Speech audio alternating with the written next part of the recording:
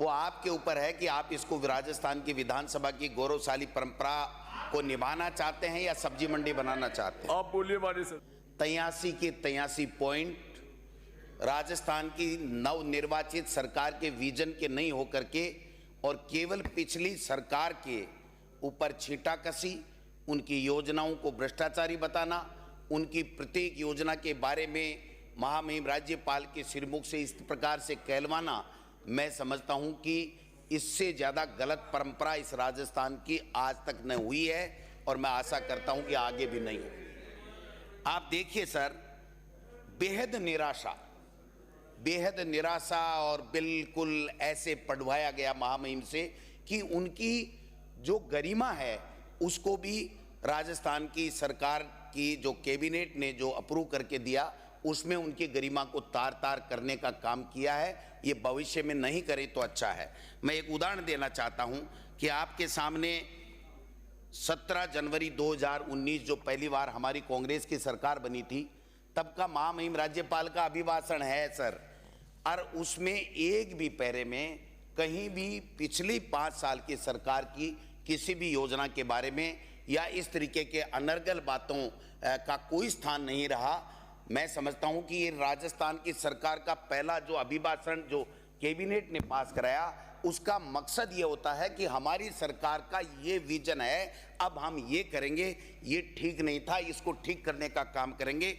लेकिन जो अभिभाषण आया है सर, पढ़ करके दुनिया हंस रही है सर हम के ऊपर कि राज्यपाल महोदय अपने अभिभाषण में ये कह रहे हैं कि राज्यपाल ने दिनांक इतने को कहा, राज्यपाल ने दिनांक इतने को कहा, वो गलत है।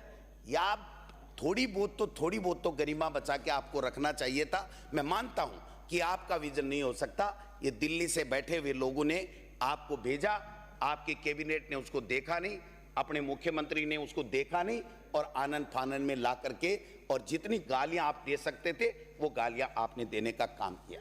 आप देखिए सर, पैरा संख्या 5 परस्पर अंतर्विरोध की बात कर रहे हैं, खींचातानी की बात कर रहे हैं। पैरा 12 में नीतिगत निर्णय और जन कल्याणकारी योजनाओं को बंद नहीं करेंगे लेकिन फिर भी हम सबकी समीक्षा करेंगे। 13 में अविवेकपूर्ण नीतियां, अदूरदर्शी निर्णय, आर्थिक कुबंधन की बात कर रहे हैं। फिर आप 14 में आप कह रहे हैं कि 5,79,781 करोड़ का ऋण भार है, उसकी बात आप कर रहे हैं। आप कह रहे हैं 15 नंबर में कि प्रदेश की चौपट अर्थव्यवस्था हो गई। आप 450 सिलेंडर की 23 नंबर में बात कर रहे हैं। आप 27 नंबर में किसानों के कर्जे माफ की बात कर रहे हैं और 19,000 से ज़्यादा किसानों की ज़मीन की कुर्क की बात कर रहे हैं। आप 13 जिलों की ARCP की 29 और 30 नंबर के पैरे में बात कर रहे हैं। आप 31 नंबर के पैरे में पेपर लीक की बात कर रहे हैं। आप 32 नंबर में SIT और के गठन और आगे से परीक्षाओं के लिए CS और DGP को जो है वो उसकी बात कर रहे हैं। मैं समझता हूँ कि आपने एक से एक पैरे में कहीं भी एक कमी नहीं छोड़ी गाड़ी निकालने में कि इस राजस्थान की सरकार में 5 साल में कुछ भी नहीं हुआ, सब कुछ गड़बड़ हुआ, ये कहलवाने का काम किया। अपराध मुक्त राजस्थान और डबल इंजन सरकार की आप बात कर रहे हैं। 5 वर्षों में प्रदेश का भ्रष्टाचार की बात कर रहे हैं, CBI के अनुसंधान की भी बात कर रहे हैं, महिला उत्पीड़न की आप 39 नंबर में बात कर रहे हैं। आप बिना कार्य योजना, बिना बजट की बात करके 50 नंबर में इंग्लिश मीडियम महात्मा गांधी जी के नाम थी उसकी बंद की बात कर रहे हैं आप। और 52 नंबर में आप ग्रामीण अर्थव्यवस्था और पशुपालन पशु बीमा योजना की बात कर रहे हैं। आप नंदीशाला की बात कर रहे हैं। आप गुणवत्तापूर्ण स्वास्थ्य सेवाओं की बात कर रहे हैं। आप राइट टू हेल्थ को भी चैलेंज कर रहे हैं कि ये भी ठीक नहीं था। आप आयुष्मान योजना को चिरंजीवी योजना का नाम देने के नाम पर भी आपको ऐतराज़ है 58 नंबर पैरे में। मैं कहना चाहता हूँ, सुनने का मादा रखिए, आराम से सुनिए। अगर एक बात भी गलत बोलूँ तो आप उसका माननीय सभापति महोदय आप टोक दीजिए, या संसदीय कार्य मंत्री ऑब्जेक्शन करेंगे तो मैं बैठ जाऊंगा। लेकिन बात सुनिए, ये राजस्थान की विधानसभा में करोड़ों लोगों ने अपना जनादेश दे करके हमको यहाँ राजस्थान की विधानसभा में जनता के मुद्दों की बात करने के लिए भेजा है, न कि यहाँ पर इस तरीके से छींटाकशी करके।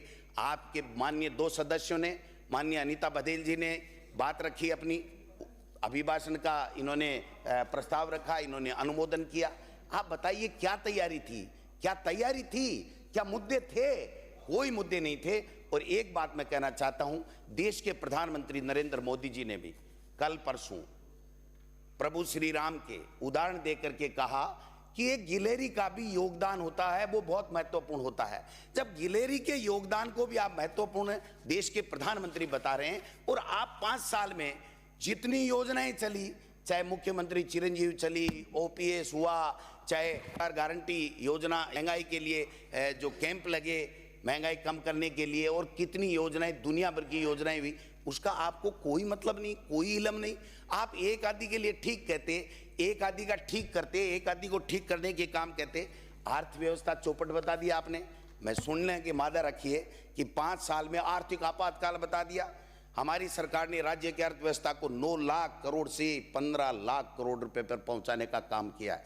माननीय सभापति महोदय, हमारी जो मैं पूछना चाहता हूं, 31 मार्च 2000 को यूपीए की सरकार थी तो भारत सरकार का कर्ज 55,87,000 करोड़ रुपए था, लेकिन आज हमारी वित्त मंत्री 31 मार्च 2023 को कहती हैं कि 152,61,000 करोड़ रुपए यानी 3 गुना कर्ज भारत सरकार पे बढ़ गया है।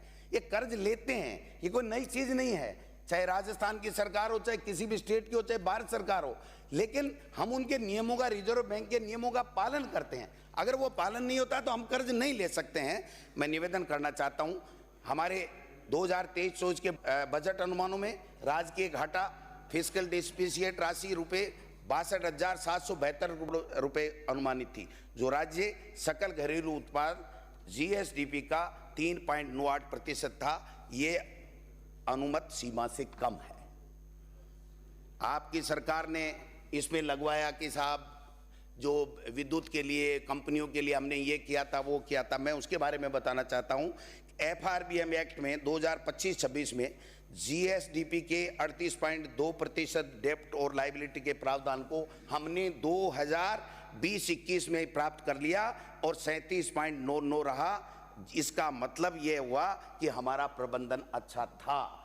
मैं तीसरी बात आपसे निवेदन करना चाहता हूं कि इसी के बदौलत, अच्छे आर्थिक प्रबंधन के बदौलत ही हमारी जो आर्थिक विकास दर है देश में दूसरे स्थान पर 11.04% है। इस बात को भूल नहीं सकते आप। हर चीज गलत नहीं बता सकते। हो सकता है आपके एंगल से कोई चीज ठीक नहीं है तो आप ठीक बात कीजिए, उसको ठीक करने का काम कीजिए। आपको मौका दिया ईश्वर ने, जनता ने मौका दिया है, आप ठीक कीजिए। लेकिन अगर हम कोई मुद्दों पे चर्चा ही नहीं करेंगे तो फिर तो ये तो आप अच्छा, तू अच्छा, मैं अच्छा, तू अच्छा, हु हा करके हम हमारा समय बर्बाद कर देंगे।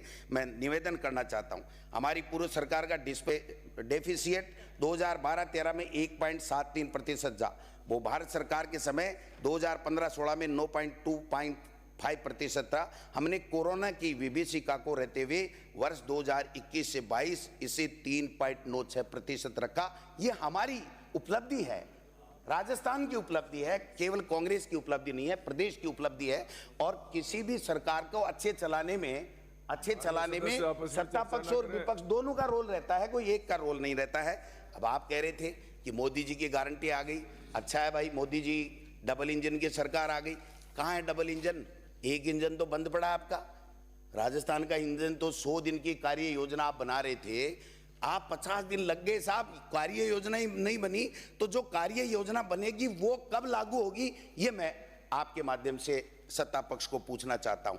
आप डीजल पेट्रोल की हमको रोजाना कहते थे, गालियां देते थे, हल्ला करते थे, धरने करते थे कि साहब डीजल पेट्रोल के दाम कम कर दीजिए। क्या आपने दाम कम कर दिए? क्या आपने पिछले कार्यकाल में, बीजेपी का जब कार्यकाल था, 50,000 के ऋण माफ करने की घोषणा की थी, और आज क्या स्थिति है? हमने आपका पैसा चुकाया, 2,000 करोड़ रुपए की चुका करके आप चलता बन गए, और हमने 6,000 करोड़ वो चुकाया और फिर 16,000 करोड़ रुपए का किसान का कर्जा माफ किया। और आप कह रहे थे कि संपूर्ण कर्जा माफ करो, आपकी डिमांड थी सभापति महोदय, आपकी डिमांड थी। मैं पुनः याद दिलाना चाहता हूं, और आपके कृषि मंत्री ने हमारा स्टेटमेंट तो क्लियर था कि हम 50,000 तक के कर्जे माफ करेंगे। हमने संपूर्ण कर्जा की कभी बात नहीं की।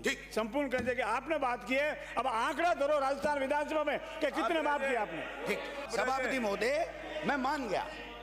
माननीय सदस्य, सभापति महोदय मैं मान गया माननीय सदस्य ब्राजे आप ब्राजे। मैं मान गया, आप इन्होंने कभी भी कर्जे माफ की बात नहीं की। मैं मान गया सर, मैं इनको धन्यवाद देना चाहता हूं भारतीय जनता पार्टी की सरकार को कि आप कर्जे माफ की बात नहीं कर रहे हैं। आपने कभी भी नहीं की और आगे भी आपको नहीं करनी है। लेकिन आपके कृषि मंत्री, हमने जितना कर्जा माफ का कहा उतना कर दिया।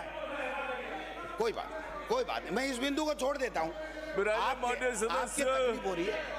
आपके तकलीफ हो रही है, आपके तकलीफ हो रही है तो मैं इस बिंदु को छोड़ देता हूं, आप बिंदु को छोड़ देता हूं मेरे भाई।